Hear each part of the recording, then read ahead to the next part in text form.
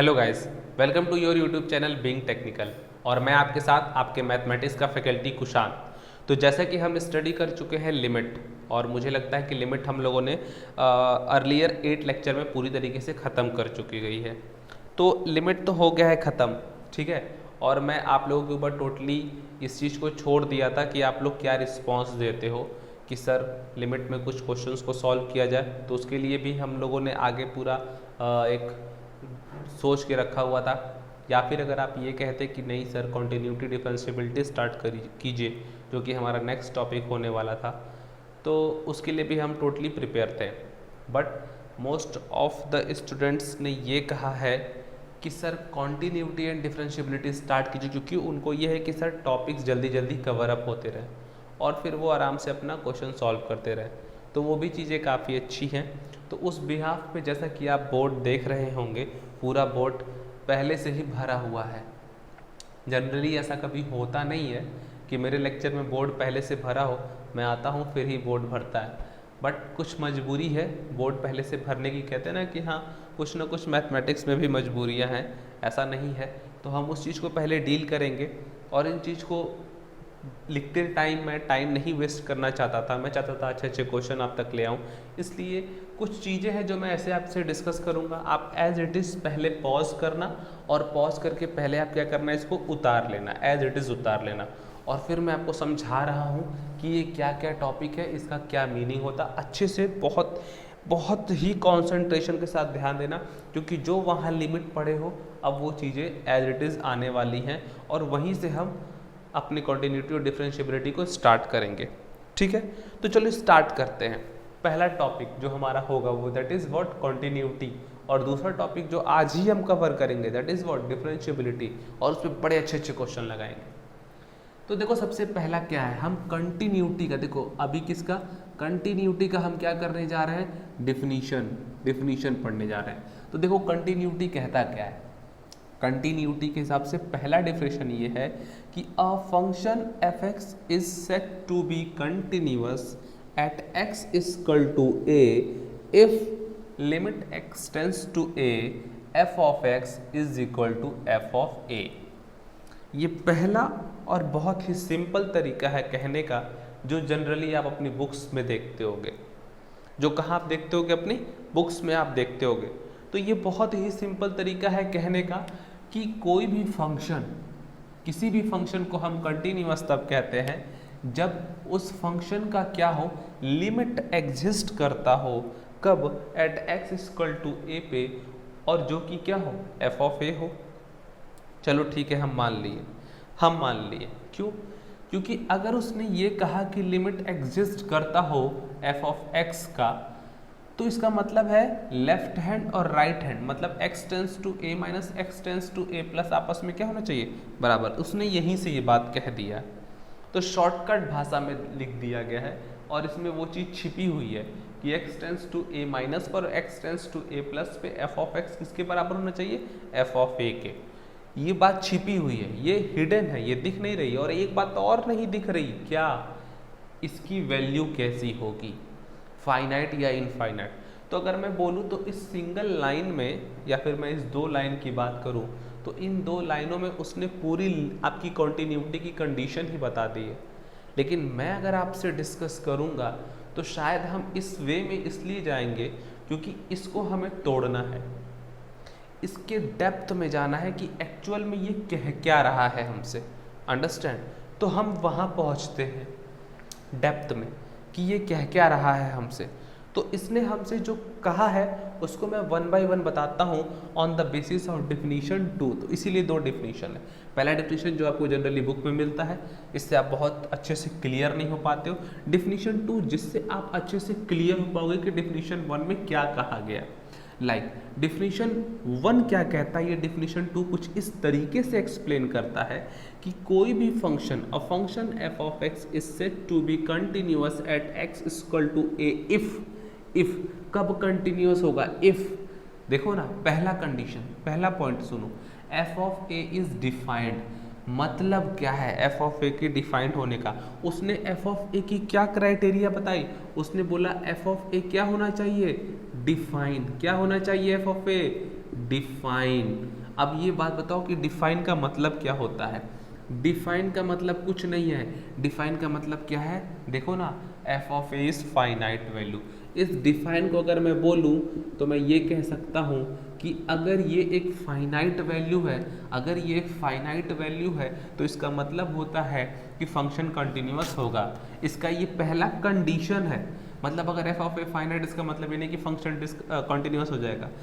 अगर फंक्शन को कंटिन्यूअस करना है तो पहला ये पॉइंट होना ज़रूरी है कि एफ ऑफ ए क्या होना चाहिए, फाइनाइट। लेकिन देखो पहले डिफिनीशन में तो नहीं कहा था ना, पर क्यों कहेगा, ये तो बात छिपी हुई है ना। अगर लिमिट एग्जिस्ट कर रहा है तो इसका मतलब है कि फंक्शन की वैल्यू क्या होगी, फाइनाइट होगी। मैंने आपसे स्टार्टिंग में ही कहा था कि लिमिट एग्जिस्ट कर रहा मतलब वैल्यू क्या होगी, फाइनाइट। बहुत ज़्यादा नहीं हो सकती और ऐसी नहीं हो सकती जो कि इनडिटर्मिनेट फॉर्म हो।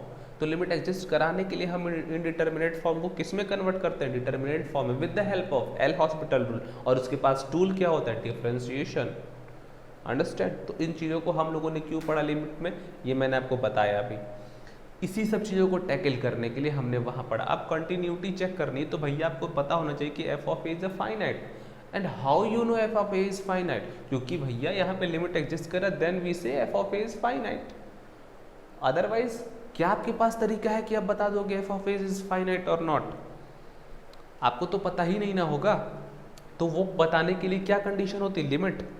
यस बिल्कुल, किसी भी फंक्शन को फाइनाइट बताने के लिए या फिर फाइनाइट नहीं है ये बताने की सबसे बड़ी जिम्मेदारी किसने ले रखी है, लिमिट ने ले रखी है। लिमिट ही बताएगा कि वैल्यू कहाँ से कहाँ तक होगी, क्या होगी, कैसे होगी। एक पूरा स्ट्रक्चर क्रिएट करता है आपका लिमिट, इसलिए लिमिट सबसे इंपॉर्टेंट होता है कैलकुलस में और हम सबसे पहले पढ़ते हैं लिमिट को। अंडरस्टैंड। चलो आगे चलते हैं। तो उसने पहली पॉइंट जो डिफाइन की वो यही की कि एफ ऑफ ए क्या होना चाहिए, हमारा फाइनाइट होना चाहिए। और इसमें भी उसने छिपे हुए रूप से कह रखा है कि एफ ऑफ ए क्या होना चाहिए, फाइनाइट होना चाहिए। कैसे कह रखा है उसने इस तरीके से कह रखा है कि एफ ऑफ ए फाइनाइट इसलिए होना चाहिए क्योंकि उसका लिमिट एग्जिस्ट कर रहा है, और लिमिट एग्जिस्ट कर रहा मतलब तभी एग्जिस्ट करेगा जब वो वैल्यू क्या होगी, फाइनाइट। इसलिए मतलब क्या है, पहला पॉइंट क्या होगा, कॉन्टिन्यूअस होने के लिए F of a is finite. ये पहला पॉइंट है, इससे नहीं, इस तरीके से जाने पे ये पहला पॉइंट है। दूसरा पॉइंट क्या होगा, अगर कोई फंक्शन को कॉन्टिन्यूअस बनाना है x इक्वल टू ए पे, तो देखो ना, limit x tends to a f of x exist करना चाहिए। Limit x tends to a f of x exist करना चाहिए, कुछ ना कुछ होना चाहिए, कुछ ना कुछ होना चाहिए। और ये एग्जिस्ट लिमिट कब करता है, मैंने बताया था कि कोई भी लिमिट एग्जिस्ट करने का कंडीशन क्या होता है, limit x tends to a minus f of x is equal to limit x tends to a plus f of x is equal to f of a। यही तो था ना लिमिट एग्जिस्ट करने का तरीका, यही तो था ना लिमिट को बताने का कि लिमिट एग्जिस्ट करेगा कि नहीं। देखो ना, लिमिट को एग्जिस्ट करना है कि नहीं ये कहाँ से पता चलता है, यहाँ से पता चलता है। ये बताता है कि लिमिट एग्जिस्ट होगा कि नहीं। तो यहाँ पर इसने क्या कहा कि लिमिट एग्जिस्ट होगा कि नहीं, बताओ ना। हाँ, लिमिट एग्जिस्ट होने का तो यही कंडीशन होता है, और हमने स्टार्टिंग में यही पढ़ा था। इसलिए लिमिट एग्जिस्ट होना ज़रूरी है eight x equal to a पे, eight x equal to a पे। तो पहला पॉइंट क्या हो गया, पहला पॉइंट हो गया कि F of a is finite. दूसरा पॉइंट क्या हो गया कि लिमिट एग्जिस्ट करनी चाहिए एट एक्स इक्वल टू, और लिमिट एग्जिस्ट करने का कंडीशन ये है, हमने कहाँ पढ़ा है, पूरी लिमिट तो इसी पे थी ना। पूरी लिमिट का हम लोगों ने जब चेक किया था, डज लिमिट एग्जिस्ट और नॉट, तो हम तो यही ना करते थे, उस वैल्यू पे, फंक्शन की वैल्यू, ठीक है, उस पॉइंट पे x positive, a positive pay और a निगेटिव पे, यही ना करते थे, यही तो हम करते थे लिमिट चेक करने के लिए। तो यहाँ से हमने देखा कि दो कंडीशन, पहला कंडीशन किसी भी फंक्शन का को कंटिन्यूअस करना है eight x equal to a पे, तो पहला उस पॉइंट पे देखना होगा कि हमारा एफ ऑफ ए डिफाइंड होना चाहिए, मतलब फाइनाइट होना चाहिए। दूसरा, उस पॉइंट पे फंक्शन का लिमिट क्या होना चाहिए, एग्जिस्ट करना चाहिए, यानी ये कंडीशन होना चाहिए। तो तीसरा कंडीशन क्या बनेगा, अब इन दोनों को आपस में मिला दो, इन दोनों को, पहले दूसरे को, इसको, इस फर्स्ट पॉइंट को सेकंड पॉइंट को आपस में मिला दो। तो ये क्या कहता है, limit x tends to f of x equal to f of a. आ गया ना ये फाइनाइट वैल्यू और ये लिमिट की वैल्यू। तो लिमिट क्या होनी चाहिए, फाइनाइट, तभी तो एग्जिस्ट करेगा। यानी उसने ये डायरेक्ट बोला, और यहाँ पर आपको समझाने के लिए हमने 2-3 स्टेप लिया ताकि आप तक बातें क्या हो, समझ में आए। अंडरस्टैंड, समझ में आए। अब एक और छोटी सी बात है जो शायद आपको जाननी बहुत ज़रूरी है। तो अभी तक हम लोगों ने अभी रफ करने के पहले क्या देखा था, हम लोगों ने देखा कि कॉन्टिन्यूटी के लिए क्या क्या कंडीशन होती है, कुछ चीज़ें बची हैं यहाँ पर देखते हैं, फिर डिफरेंशिएबिलिटी, क्योंकि टोटल थ्योरेटिकल टॉपिक है तो सब फट उतारते जाओ और समझते जाओ। चलो नेक्स्ट, नोट बना के लिखना। और क्या लिखना कि अगर कभी भी तुमको दिखे लेफ्ट हैंड लिमिट, ए माइनस मतलब लेफ्ट हैंड लिमिट होता है, अगर सिर्फ और सिर्फ तुम्हें क्या दिख रहा है कि लेफ्ट हैंड लिमिट किसके बराबर है, आपके एफ ऑफ ए के, क्या है, किसके बराबर है, एफ ऑफ ए के, तो तुम क्या कहोगे, तो तुम कहोगे कि फंक्शन जो है said to be left continuous at x equal to है, तो फंक्शन लेफ्ट कॉन्टिन्यूअस होता है एक्स इक्वल टू ए पे। क्यों, क्योंकि यहाँ पर ए पॉजिटिव तो है नहीं, तो राइट पार्ट है ही नहीं, इसलिए फंक्शन कॉन्टिन्यूअस तो है, बट कैसा कॉन्टिन्यूअस है, लेफ्ट कॉन्टिन्यूअस। इस बात को ध्यान रखना, कैसा कॉन्टिन्यूअस है, लेफ्ट कॉन्टिन्यूअस। ठीक है, ये छोटी छोटी चीज़ें हैं जो आपको ध्यान देनी होगी। हाँ, अगर वहीं पर क्या हो, अगर वहीं पे क्या हो, limit x tends to a positive हो, f of x equal to f a positive दो दिया हो, तो फंक्शन को क्या कहेंगे, right continuous at x equal to किस पे, ए पॉजिटिव पे। अंडरस्टैंड, तो ये छोटी छोटी चीज़ें ध्यान दो। क्यों राइट कॉन्टिन्यूअस कहेंगे, क्योंकि यहाँ पर क्या है, ए माइनस नहीं है, सिर्फ ए प्लस है। तो यहाँ अगर सिर्फ ए माइनस हो और तब वो लिमिट किसके बराबर हो, एफ ऑफ ए के, तो लेफ्ट कॉन्टिन्यूअस। सिर्फ ए पॉजिटिव हो, ए माइनस ना हो और वो बराबर एफ ऑफ ए के, तो कहेंगे, क्या कहेंगे, राइट कॉन्टिन्यूअस। ठीक है, तो यहाँ तक अगर मैं देखूँ तो मेरा कंटिन्यूटी खत्म हो गया, कंटिन्यूटी का थ्योरेटिकल पार्ट खत्म हो गया। इतने से मैं न्यूमेरिकल को अटेम्प्ट कर सकता हूँ और आगे धीरे धीरे कुछ नए नए जो भी थ्योरेटिकल टॉपिक्स आएंगे वो मैं आपके साथ डिस्कस करूंगा, जैसे जैसे मैं क्वेश्चन को टचअप करते जाऊंगा। अब आप आ जाओ क्या, डिफरेंशिएबिलिटी पे। ये जो डिफिनीशन लिखा हुआ है ये डिफरेंशिएबिलिटी का डिफिनीशन है। देखो मेन टारगेट क्या है, क्वेश्चन टैकल करना, ठीक है ना। तो जो इंपॉर्टेंट थ्योरेटिकल पॉइंट है वो मैं नोट कराते जा रहा हूँ आप लोग को, ये सब नोट करते जाओ और हम क्वेश्चन के साथ अपनी जो भी थॉट्स प्रोसेस है, जो भी कॉन्सेप्ट्स है वो बिल्डअप करेंगे, उसमें बहुत मजा आएगा, क्योंकि मैथ यही मतलब ही होता है। तो डिफिनीशन क्या कह रहा है, देखो पहले जो मैंने दो डिफिनीशन लिखा था वो किसका डिफिनीशन था, याद रखना, कंटिन्यूटी का डिफरेंशिएशन, मतलब सॉरी कंटिन्यूटी का डिफिनीशन था। अब जो हम पढ़ रहे हैं वो क्या है, डिफरेंशिएबिलिटी का डिफिनीशन है। तो ध्यान रखना कि डिफिनीशन है किसका, डिफरेंशिएबिलिटी का। पहले हम लोग किसका डिफिनीशन पढ़े थे, कंटिन्यूटी का, अब किसका डिफिनीशन है, डिफरेंशिएबिलिटी का। तो चलो ध्यान दो कि डिफरेंशिएबिलिटी क्या कहता है। डिफरेंशिएबिलिटी ये कहता है कि a function f of x is said to be differentiable at x equal to a पे, अगर ये चीज़ें फॉलो हो, मतलब limit x tends to a पे f of x minus f of a upon x minus a किसके बराबर होना चाहिए, एफ डैश ए के। अगर ये एफ डैश ए के बराबर होगा तभी हम क्या कहेंगे, हमारा फंक्शन डिफरेंशिएबल होगा। ये फॉर्मूला है, कहाँ से आया, आप अगर मुझसे कहोगे कि सर मुझे प्रूफ करके दिखाओ ये फॉर्मूला कहाँ से आया, तो मैं आपको प्रूफ करके दिखाऊंगा। लेकिन यहाँ तक पहुँचने के लिए आपको पहले क्या आना चाहिए, डिफरेंशिएशन बहुत अच्छे से, इसलिए मैं इसको अभी प्रूफ नहीं कर रहा हूँ। जिस दिन अपन लोग डिफरेंशिएशन बहुत ही डेप्थ में पढ़ लेंगे, मैं इस फॉर्मूले को सबसे पहले डिराइव करूँगा। अंडरस्टैंड, इसलिए मैं अभी इसको टच नहीं कर रहा हूँ, बस आप लोग इसको ध्यान रखो, बस इसको ध्यान रखो। देखो अपना सिलेबस ऐसा डिज़ाइन है ना यार कि हम लोगों को बहुत इधर उधर का पढ़ना पड़ता है, लेकिन कोई बात नहीं, मैं जितना हो सकता हूँ उतना एफर्ट दे रहा हूँ कि आप लोग को परेशानी ना हो। मैं डिफरेंशिएशन इस हद तक पढ़ा चुका हूँ कि यहाँ पर आप परेशान मत होना। और ये एफ डैश ए क्या है, कुछ बात नहीं है, कुछ बात नहीं है। मैंने बोला था ना, मैंने आपसे बोला था d y by d x, मतलब इस वाई को, मान लो वाई जो है वो कोई फंक्शन ऑफ एक्स है, क्या है, फंक्शन ऑफ एक्स है, तो d y by d x क्या हो जाएगा, इस फंक्शन को कितनी बार डिफरेंशिएट किए, एक बार, इसलिए इसको क्या लिख सकते हैं, वाई डैश। अगर इस फंक्शन को दो बार डिफरेंशिएट करते तो ये D square by d x square होता और यहाँ लिखा था वाई डबल डैश। अगर इस फंक्शन को तीन बार डिफरेंशिएट करते एक्स के ही रिस्पेक्ट में तो ये दिखाता वाई ट्रिपल डैश। तो ये कुछ है नहीं, जितनी बार डिफरेंशिएट करोगे उतना डैश लगाना, किसके रिस्पेक्ट में, एक्स के रिस्पेक्ट में, यानी एक बार डिफरेंशिएट किया गया। इसको मैं ऐसे लिख सकता हूँ, कैसे, इसको मैं एक चीज़ और लिख सकता हूँ, क्या, d y by d x of y of x, चाहे वाई ऑफ एक्स को चाहे एफ ऑफ एक्स को। चलो मैं इसको एफ ऑफ एक्स कहता हूँ, वाई ऑफ एक्स नहीं कहता हूँ, वाई ऑफ एक्स समझने में प्रॉब्लम होगी। चलो F of x, understand, D by d x of F of x, कब, जब एक्स टेंस टू क्या हो गया, ए। इसका मतलब यही होता है कि एक फंक्शन है एफ ऑफ एक्स, उसको कितनी बार डिफरेंशिएट किए, एक बार किसके रिस्पेक्ट में, एक्स के रिस्पेक्ट में, और एक्स की जगह क्या पुट कर दिए, ए, डिफरेंशिएट करने के बाद, so what is which is called f dash of ए।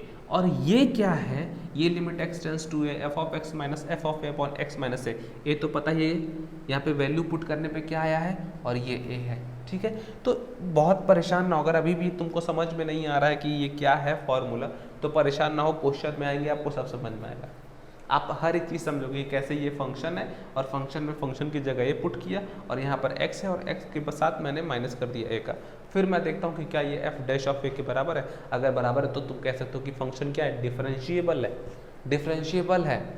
चलो इसको अब हम रफ डाउन करेंगे, फिर हम दो फॉर्मूले और लिखेंगे कि डिफरेंशिएबिलिटी को कैसे और देखते हैं, और फिर हम क्या करेंगे, नेक्स्ट हम अपने न्यूमेरिकल पे आएंगे। तो इसको नोट डाउन कर लो पॉज करके। और तो हम लोगों ने अभी क्या पहले देखा था फॉर्मूला, मैंने देखा कि डिफरेंशिएबिलिटी के लिए क्या फार्मूला होता है, f dash a equal to जो भी चीज़ें थी वहाँ पे लिमिट के फॉर्म में, वो मैंने आपको दिखाई।